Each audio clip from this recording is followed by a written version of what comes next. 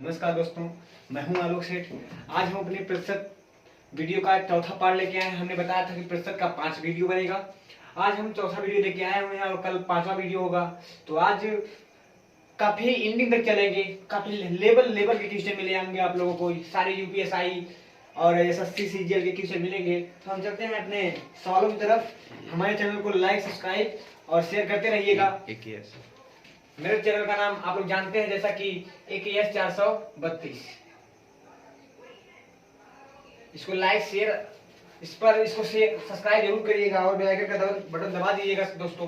चलिए, आज का पहला क्वेश्चन है। एक विद्यालय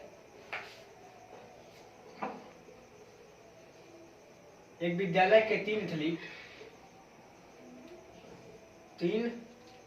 एथलेटिक टीम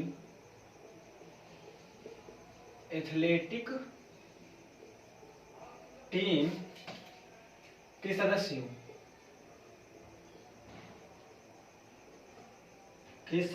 में से क्रिकेट टीम में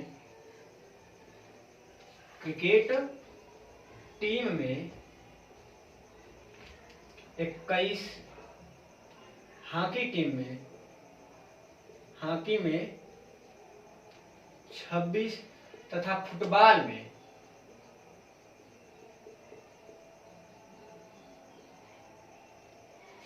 29 सदस्य हैं। उनमें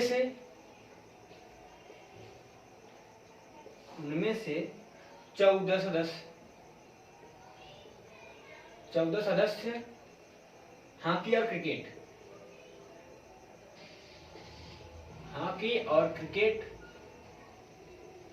तथा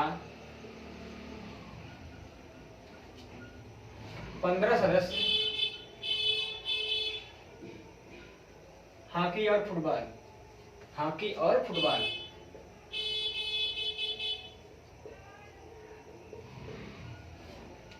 और 12 सदस्य फुटबॉल और क्रिकेट।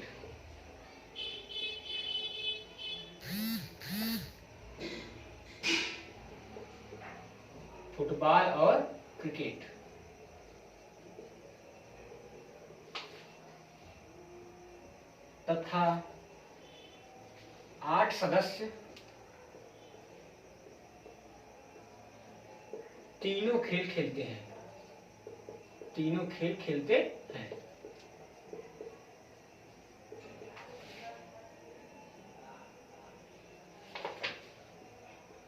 तीनों एथलेटिक टीमों में कुल सदस्यों की संख्या कितनी है?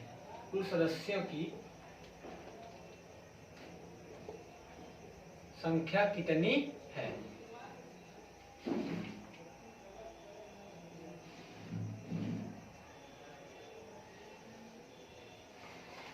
दोस्तों, एक विद्यालय में 3 एथलेटिक टीम के सदस्यों में से क्रिकेट टीम में 21, हॉकी में 26 तथा फुटबॉल में 29, उनमें से 14 सदस्य हॉकी और क्रिकेट खेलते हैं तथा 15 सदस्य हॉकी और फुटबॉल खेलते हैं, 12 सदस्य फुटबॉल और क्रिकेट खेलते हैं तथा 8 सदस्य तीनों खेल खेलते हैं। तो तीनों टीमों में कुल सदस्यों की संख्या कितनी है? आप लोगों ने तो इसको लगा ही लिया होगा। चलिए, अब हम एक यूनिक तरीका आप लोगों को बताते हैं।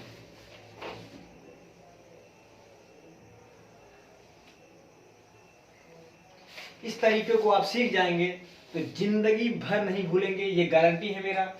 और एक भी क्वेश्चन आप लोगों का नहीं फंसेगा। चलिए, ये है क्रिकेट, ये है फुटबॉल और ये है हॉकी। ये है क्रिकेट और फुटबॉल। ये है हॉकी और क्रिकेट। ये है हॉकी और फुटबॉल।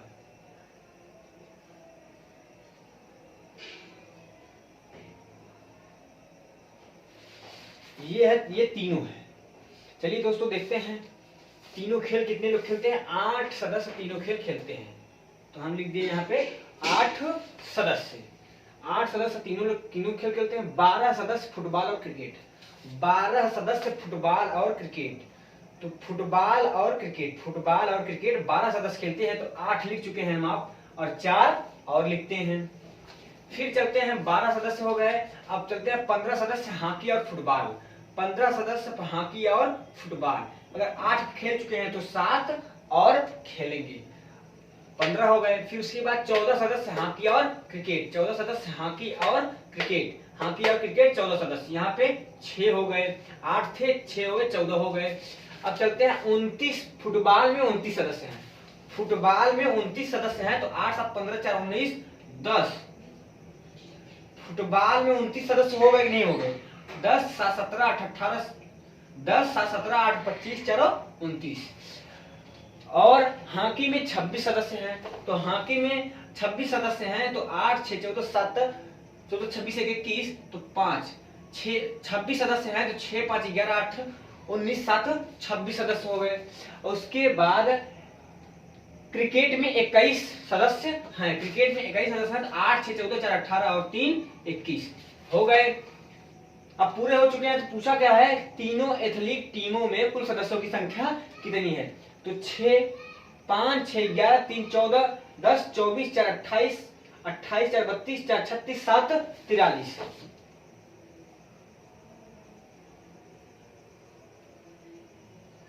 था ना यूनिक तरीका?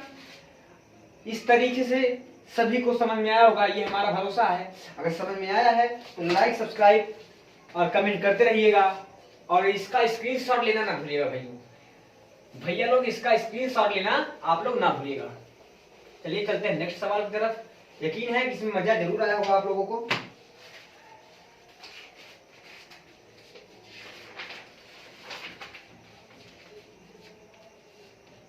आज का दूसरा सवाल, एक कक्षा में 175 विद्यार्थी हैं। निम्नलिखित आंकड़ों से ज्ञात होता है, निम्नलिखित आंकड़ों से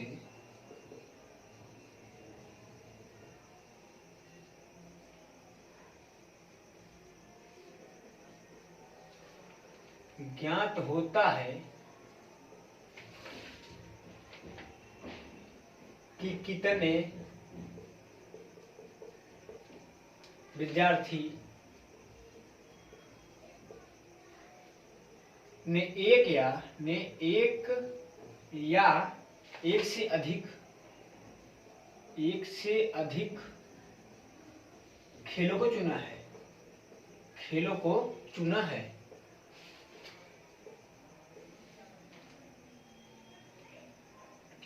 फुटबॉल में 100 लोग हैं, फुटबॉल में 100 लोग हैं, वॉलीबॉल में 70 लोग हैं, वॉलीबॉल में 70 लोग हैं, और क्रिकेट में 40 लोग हैं।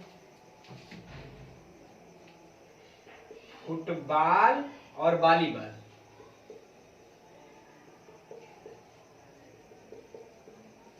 फुटबॉल और वॉलीबॉल 30, और फुटबॉल और क्रिकेट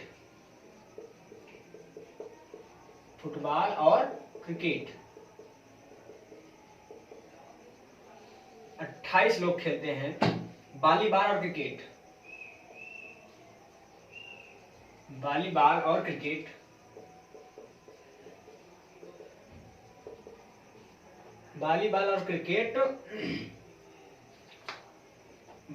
क्रिकेट खेलते हैं 23 लोग। सभी यानी कि तीनों खेल को 18 लोग खेलते हैं, 18 लोग खेलते हैं।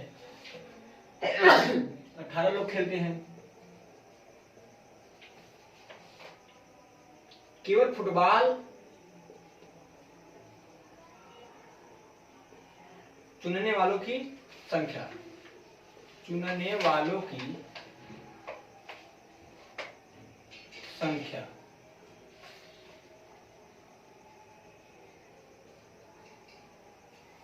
आप लोग जाके देख लीजिएगा, यूपीएसआई 2017 में आया था नहीं आया था, इसके लिए तब आप लोग कहिएगा। चलिए देखते हैं जैसे अभी ये पहला क्वेश्चन लगाया था उसी तरह ये भी क्वेश्चन लगाया जाएगा। पहले 3 गोला हम लोग बना लेते हैं। इसको लिखते हैं फुटबॉल, इसको लिखते हैं वॉलीबॉल, इसको लिखते हैं क्रिकेट, ठीक है। और इसको लिख देते हैं फुटबॉल और वॉलीबॉल, इसको लिख देते हैं फुटबॉल और क्रिकेट, इसको लिख देते हैं क्रिकेट और वॉलीबॉल। चलिए 18 लोग तीनों खेल को खेलते हैं। 18 लोग तीनों खेल को खेल लिए। अब 18 वॉलीबॉल और क्रिकेट को 23 लोग खेलते हैं। वॉलीबॉल और क्रिकेट को 23 लोग खेलते हैं। 18 5 23। अब फुटबॉल और क्रिकेट को 28 लोग खेलते हैं। तो फुटबॉल और क्रिकेट को 28 लोग खेल लिए। 18 10 28 लोग खेल लिए। फुटबॉल और वॉलीबॉल को 30 लोग खेलते हैं। फुटबॉल और वॉलीबॉल को 30 लोग खेल लिए। 18 12 30 लोग खेल लिए। क्रिकेट में 40 सदस्य हैं। क्रिकेट में 40 सदस्य हैं तो 18 10 28 5 33 और 7 40 लोग हो गए। वॉलीबॉल में 70 लोग हैं तो वॉलीबॉल में 18 12 30 5 35 35 70 लोग हो गए। फुटबॉल में 100 लोग, 18 12 30 10 40 100 लोग हो गए। 60 100 लोग हो गए। पूछा क्या है? केवल फुटबॉल चुनने वालों की संख्या, केवल फुटबॉल चुनने वालों की संख्या 60 है। साफ साफ तो दिख रहा है, केवल फुटबॉल चुनने वालों की संख्या कितनी? 60 ही तो है। चलिए यकीन है कि समझ में आया होगा। बस सवाल लिखते देर लगाते देर नहीं। ये क्या है, 30 सेकंड में आपका आंसर आएगा यदि आप लोग प्रैक्टिस करेंगे तब। स्क्रीनशॉट लेते रहिए, सब्सक्राइब करिए, कमेंट करिए कि कैसा है ये तरीका और हमको बताइए कि वीडियो सही है कि नहीं है। यदि आप तक वीडियो पहुंच रही है तो आप हमको जरूर बताइएगा। आज का तीसरा क्वेश्चन, एक परीक्षा अब टाइप चेंज है।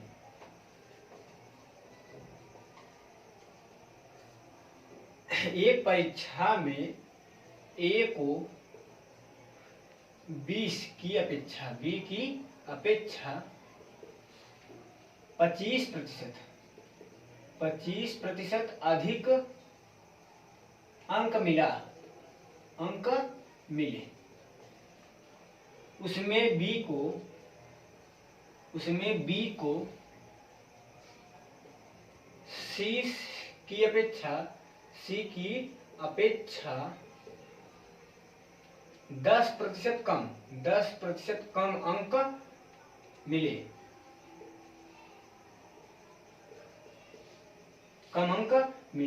और सी को डी की अपेक्षा 25% अधिक अंक मिले। यदि डी को 500 में से 320 अंक प्राप्त हुए तो ए को कितने अंक मिले?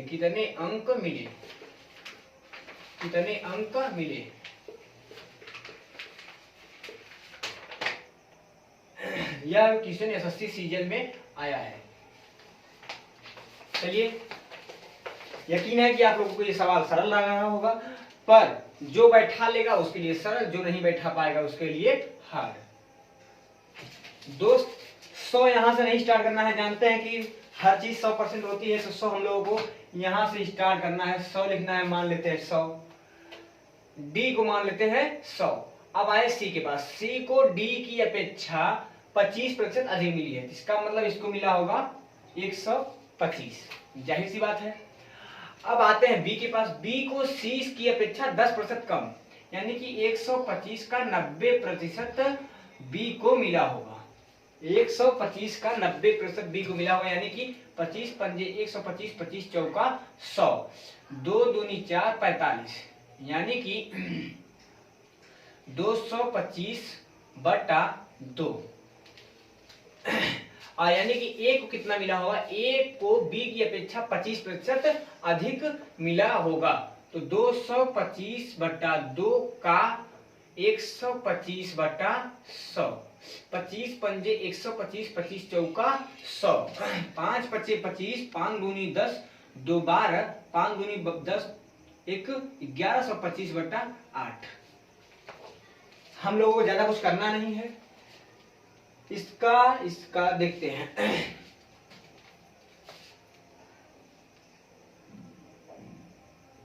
100 और 1125/8। डी को कितना मिला है, डी को मिला है 320, मिला है 500 में से, 320 मिला है 500 में से, तो कितना प्रतिशत मिला है, 64% मिला है, 64% मिला है। डी को 64% अंक मिला है। अब देखते हैं 100 यानी कि 64%, 64%, 100 यानी कि 64%, तो इसके बराबर क्या होगा, तो 100 बराबर, यहां लिखते हैं 1125/8, नहीं तो हमको दिक्कत होगा, बोर्ड थोड़ा छोटा है, तो इसको हम यहाँ पे लिख देते हैं 320/500 गुणित 100 बराबर 64%। ठीक है, अब देखते हैं 100 बराबर 64%, तो 100/1125/8 बराबर 64, 100 गुणित 8/1125 बराबर 64, तो 8 अठाई 64, 4 दूना 8, 4 पच्चीस हमें 100, ठीक, 25 चौका 100, 25 पंजे 125, 45 दूना 90%, 45 दूना 90%। इसको डी को मिला है 64% और बी को मिलेगा, ए को मिलेगा 90%, तो 500 का 90% बराबर 450 अंक मिलेंगे, 450 अंक मिलेंगे। एक बार हम फिर से बता देते हैं, 1125 ए का 200, इससे कोई अंतर नहीं है, 100 बराबर 64%, तो 1125 बराबर 90%, 500 का 90% यानी कि 450। यकीन है कि समझ में आया होगा। अगर समझ में आ रहा है आप लोगों को तो हमको कमेंट में जरूर बताइएगा, अगर समझ नहीं आ रहा है तो हम एक बार आपको फिर से बताएंगे, पर आप कमेंट में बोल दीजिएगा। चलिए आज का चलते हैं चौथे क्वेश्चन की तरफ। नेक्स्ट टाइप है जब ये दो विद्यार्थी एक परीक्षा दी,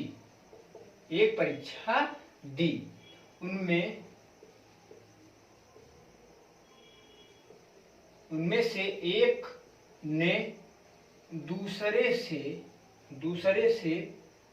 12 अंक अधिक प्राप्त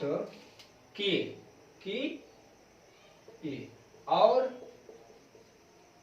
उसके अंक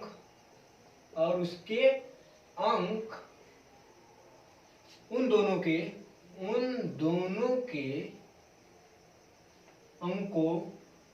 अंकों का योग, उन दोनों के अंकों के योग के 60% था, तो उनके द्वारा प्राप्त किए गए अंक क्या है। यह CHSL में पूछा था, CHSL में पूछा गया था। यकीन है कि ये आप लोगों को सरल लग रहा होगा। चलिए चलते हैं, मान लेते हैं एक को A दूसरे को B, एक पाया x दूसरा पाया x से 12 अधिक पाया है, तो इसका अंक इन दोनों अंकों के 60% के बराबर है। तो x प्लस 12 बराबर x प्लस x, दोनों का अंक के योग x प्लस 12, दोनों का जोड़ का 60% के दोनों बराबर हैं। तो x प्लस 12 बराबर, दोनों जुड़ गए, 2x प्लस 12 गुणित हुए 60/100। x प्लस 12 बराबर 120 x प्लस 720/100। तो 100 x प्लस 1200 बराबर 120 x प्लस 720। तो 1200 माइनस 720 बराबर 120 x माइनस 100 x। ठीक है, तो 1200 में से 720 जाएगा तो लगभग 480 बराबर 20 x। x बराबर 24, x बराबर 24। यदि a बराबर 24 तो b बराबर, a बराबर 24 तो b बराबर 24 प्लस 12 यानी कि 36। उन दोनों के द्वारा प्राप्त किए गए अंक 24 और 36 थे। यकीन है कि समझ में आया होगा। अगर नहीं समझ में आया है तो एक बार आप लोग इसकी स्क्रीनशॉट ले लीजिए और इसके बाद एक बार दोबारा लगाने की कोशिश जरूर करिएगा आप लोग।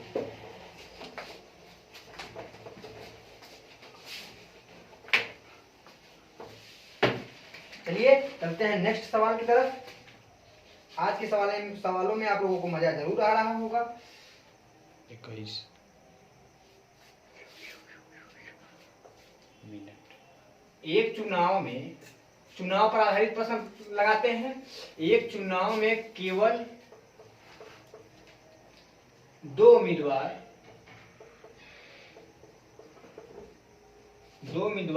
थे। उनमें एक उम्मीदवार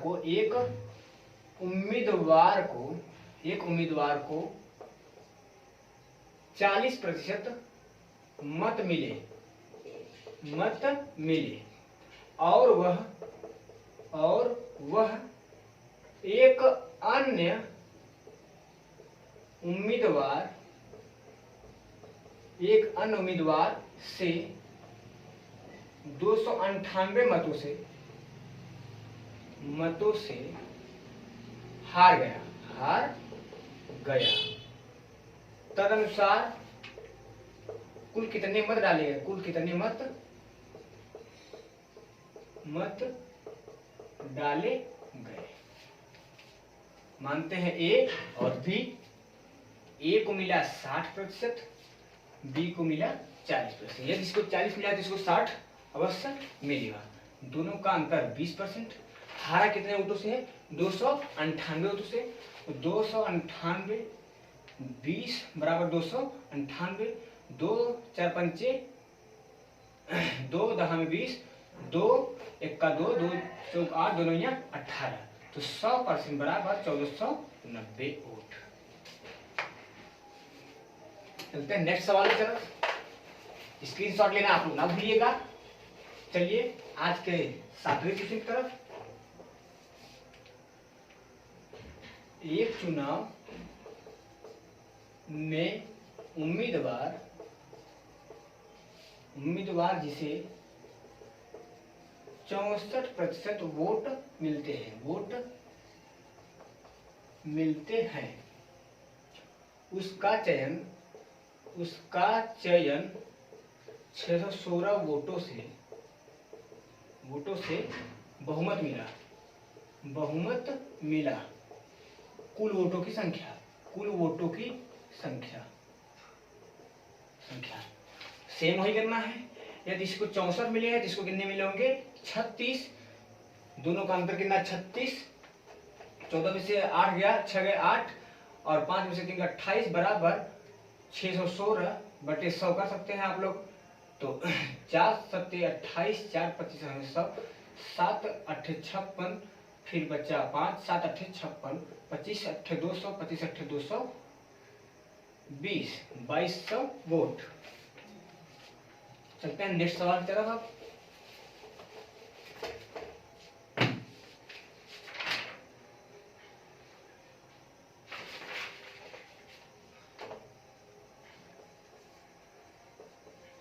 एक चुनाव में एक उम्मीदवार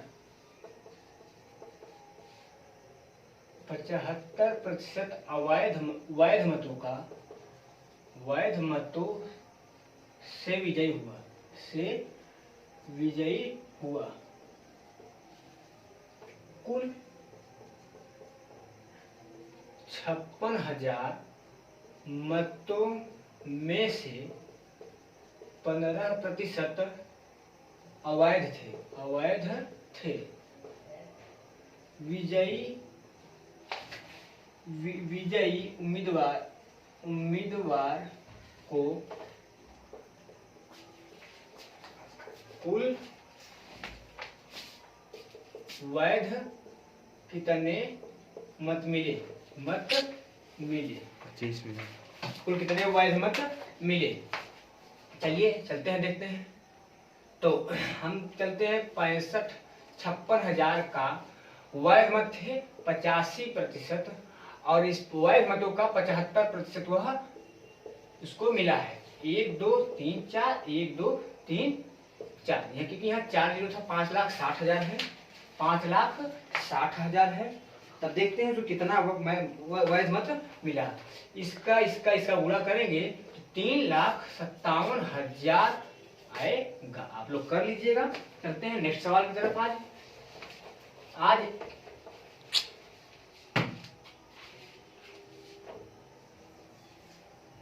एक चुनाव में तीन प्रत्याशियों ने चुनाव लड़ा।